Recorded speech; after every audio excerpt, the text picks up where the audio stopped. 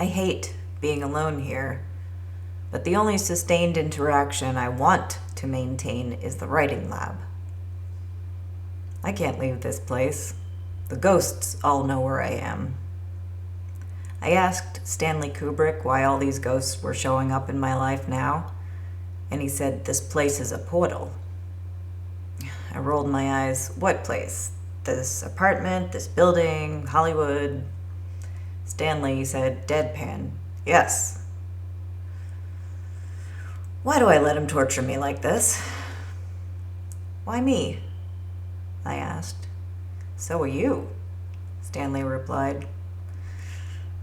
I ain't no fucking portal, goddammit.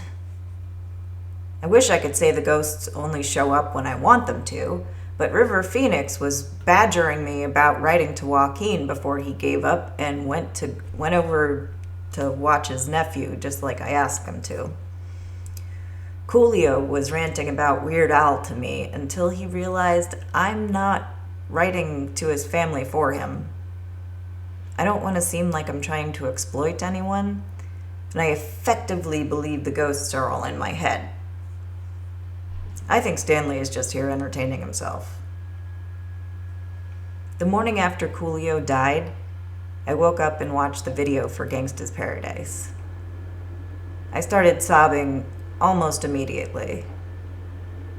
Wow, what a masterpiece right out the gate. The theme song for the movie Dangerous Minds, a true story dramatized to a Hollywood degree, Coolio made it real again by being so painfully candid about his real life experiences. I'm 23, never live. Why can't I say that line right? 23, will I live to see 24? The way things is going, I don't know. Too white. Like River Phoenix and Rachel Corrie, 23. Wow, I sobbed. I found Coolio's click moment, where everything about him makes sense. He's sitting on the floor, his back to the wall, exhausted from explaining himself to this white lady, who's honestly trying to understand. Michelle stands next to a kid in sunglasses and cornrows, the younger version of Coolio. Coolio looks at Michelle, looks at the kid, and takes his sunglasses. He was saying, stop hiding, she's here to help. Being a gangsta was his shield, protection for the scared little boy in him. By the end of the video, I was sobbing, I'm sorry, I'm sorry, I'm sorry. Coolio appeared before the window, his arms crossed. Then he walked over to me, lifted my chin, and said, use this feeling. Then he was gone. Weird Al did not get it. I used to think Amish Paradise is funny. Now I realize the entire point is Weird Al saying, well, I can't say that. Chicken shit motherfucker was too scared to write Jewish Paradise because he didn't want to disappoint his parents, like a rock star would, you know. So he foisted this heartless parody onto the Amish, who don't watch TV. The blonde lady at the beginning was a prop. No backstory. She wasn't there teaching ghetto high schoolers to give a shit about school and aspire to be something more than a crack dealer. Weird Al didn't ask Coolio for permission. He asked the record company. Seeing his passionate masterpiece reduced to smoldering satire was a complete shock. I remember seeing Coolio polishing his Grammy, saying that wasn't cool. A very calm reaction for such a heinous insult. Later on, there's a picture of Weird Al and Coolio hugging. Everyone told him to take a joke. Fucking why? Coolio never made such a serious piece of art again. Not to that degree or that level of like fame and recognition, which is very unfortunate. And Weird Al should be ashamed of it himself. I am, for not writing all of this to Coolio before he died.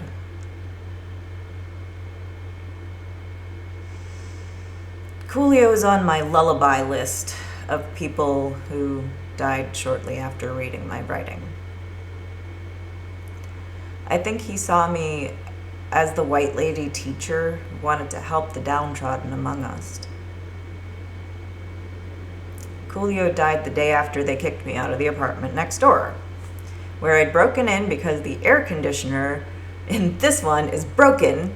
It was August, and it was the temperature of an oven in here, and the sink was overflowing sewage again. I broke a window to get in, cleaned up the glass, fixed the window, and started cleaning the empty, dust-covered apartment where there were 3 working air conditioners and no kitchen sink, which the building owner paid to have taken out with sledgehammers just so the noise would irritate me. I was in the apartment next door for a month before the old man who lived upstairs came down, called me a drug addict and crazy, then violently pushed me out into the hallway. I have that on video. The upstairs neighbor lady called the cops and said, "You shouldn't have been breaking in." They've broken into this apartment as often as possible since, just to fuck with my head. My already mentally ill head. Now I have to play Move Bitch Get Out the Way by Ludacris every time I hear them trying to have bad sex upstairs at 0.75 speed. You know what finally got me kicked out of the apartment next door? I tweeted my idea for Robin Hood Men in Tights 2. And also I broke in next door because I thought either Martin Scorsese or Leonardo DiCaprio owned this building. And I don't know if that's true or not, but they did steal my writing when I was 12 years old to make Gangs of New York with Harvey Weinstein for $200 million. No, $400 million. Jesus Christ. So they owe me. Seems like Marty thought I would grow up to write Gangs of San Francisco for him. Martin Scorsese had no intention to give me control of the narrative. He thought he could control my mind, like he does to Leo and the rest of his cult followers. Fuck you, pay me. Ray Liotta is on my lullaby list too. He made Cocaine Bear to save Leo's life and warn me away from that lifestyle. I got it, Ray. At this point, I probably could break in next door again, and the building owner, whoever that really is, wouldn't stop me.